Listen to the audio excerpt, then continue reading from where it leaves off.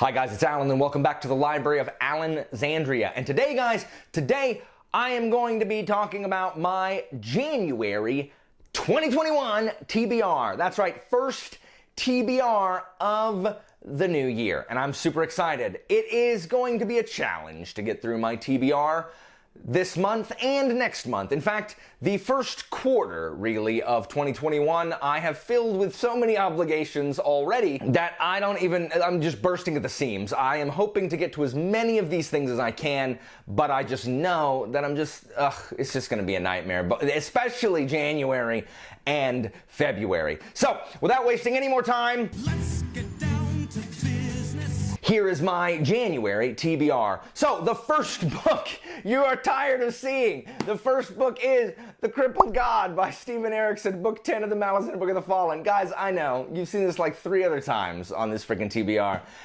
and I never can get it done. Last month, I had 7 books, and this was one of them, and I completed all of them except this one. I did not manage to finish this. I have begun this book 1.5 days before January actually hits.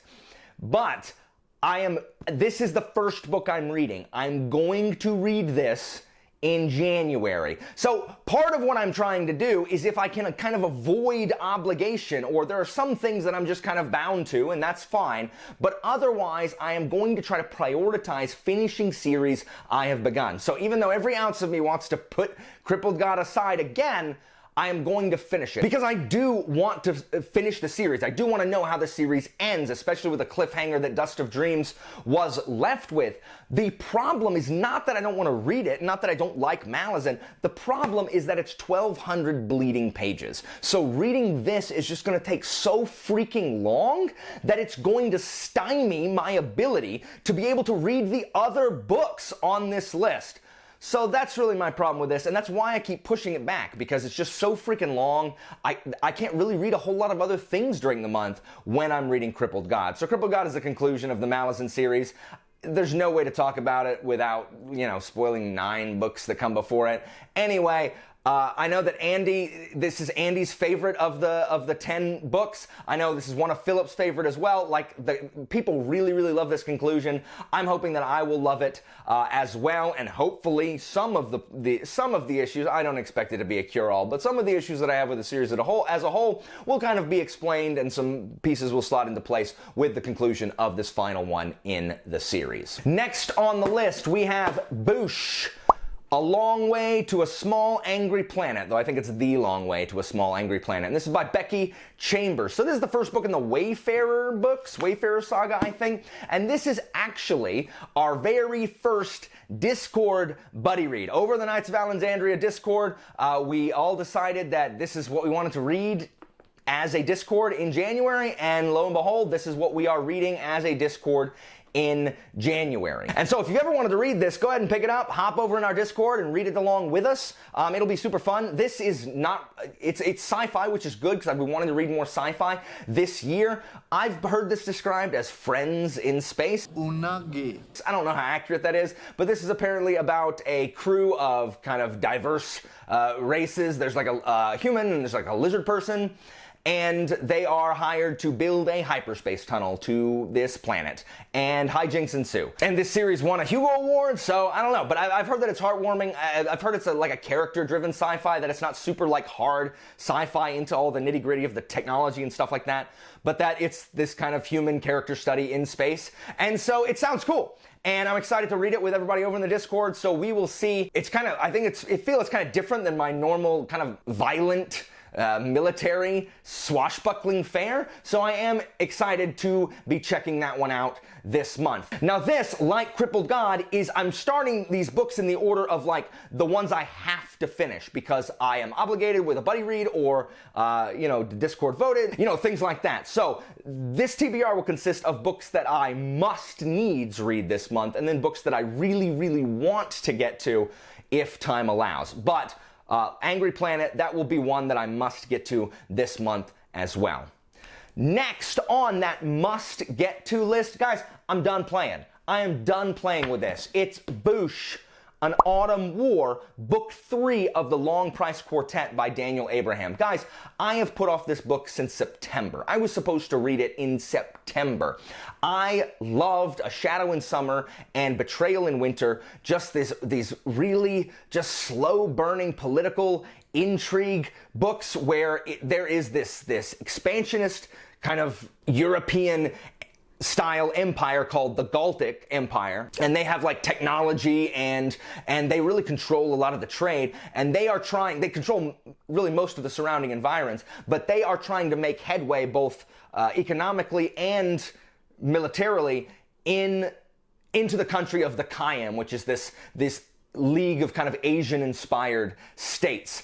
And the reason that they're not able to do that is because of these spirits called the Andot that are kind of like the wizards of the Kayam are called poets, and they kind of bind ideas into kind of human form, and those things are called the Andot, and they're ridiculously powerful. For example, Seedless, the one in the first one, the Galts never attacked because Seedless could literally just destroy all Galtic crops and could just mess with the Galtic populace and just cause widespread chaos. Stone Made Soft can have like mountains collapse down on them, and because of the Andot, the Galts are afraid, and so they keep trying to take it down economically, and they try to do it through like third parties so that no one knows it's the Galts. But it looks like in an Autumn War, we are finally going to get some military action between the Kayam and the Galts.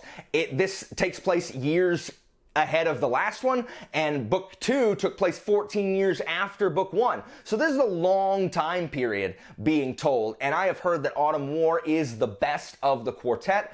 I am so excited. Yes, I could easily shunt this to the side to try to make room for these other books, but I'm not doing it anymore. I am trying to close out series. And so I am going to read Autumn War this month to try to make progress in the Long Price Quartet. Now, the final book that I have to read this month, because I am in a discussion group about this series, is Boosh, Valor, Book 2 of The Faithful and the Fallen by John Gwynne. So, The Faithful and the Fallen is about it's Vikings, but it's Northerners, and there was a prophecy that, you know, the devil figure and his champion were going to rise, and then there would be a champion of the God figure to rise as well to oppose him, and there's all this kind of political intrigue, and, you know, oh man, like, it is just... The way Malice ends is just like, oh my gosh, like where's it going to go from here? And I'm super excited. Every single person who has talked to me about The Faithful and the Fallen says that Malice is the weakest book. And guys, the back half of Malice was so excellent. So if Malice is the weakest and every book gets progressively better, I don't even know what to say. I'm so excited to read Valor and find out more about what's going on. Like, there's great characters, even the young little farm boy that I didn't really like at the beginning of the first book has grown on me, and then other characters whose loyalty is being tested, other characters are having really interesting arcs where, you know, we're kind of seeing different sides, or are some characters switching sides? What are these other characters? I'm really excited to see what kind of POVs we're going to get in Valor, because I'm assuming that they will change. It won't just be the same really 3 or 4 POVs we had in the first book. So again, I can't talk too much about these sequels, because if you haven't read the first book, I don't want to spoil anything, but I'm really excited to get to Valor. Now, there are 3 more books that I am going to try to get to if time allows, and the first one is Boosh, The Well of Ascension by Brandon Sanderson, Book 2 of the Mistborn trilogy. I loved Mistborn. I just put up a review of Mistborn.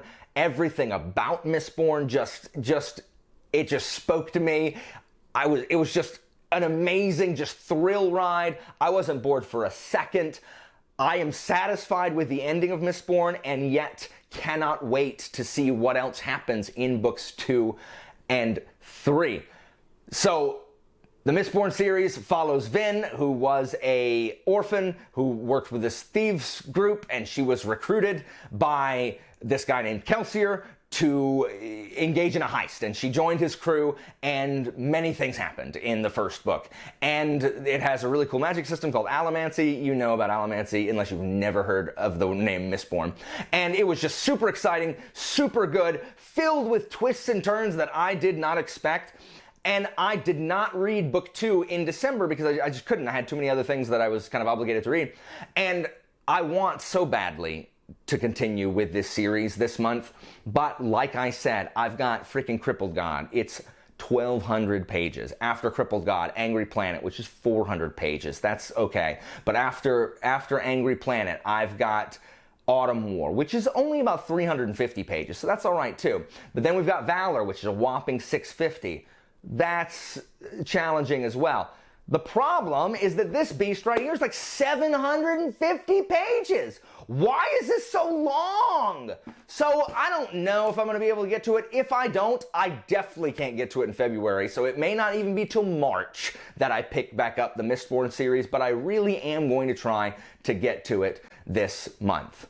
Now, talking again about books that I hope that I can get to. The next is City of Stairs, the first book in the Divine Cities trilogy by Robert Jackson Bennett. Now, this is a book about, there's just a bunch of like, there's these cities where these gods used to rule, and there was just huge, like, all-powerful god beings, and now they're not there. And like, their cities are left in kind of ruins, and this woman is sent to kind of, she's like an investigator, she's an inspector, and she's sent to investigate a crime.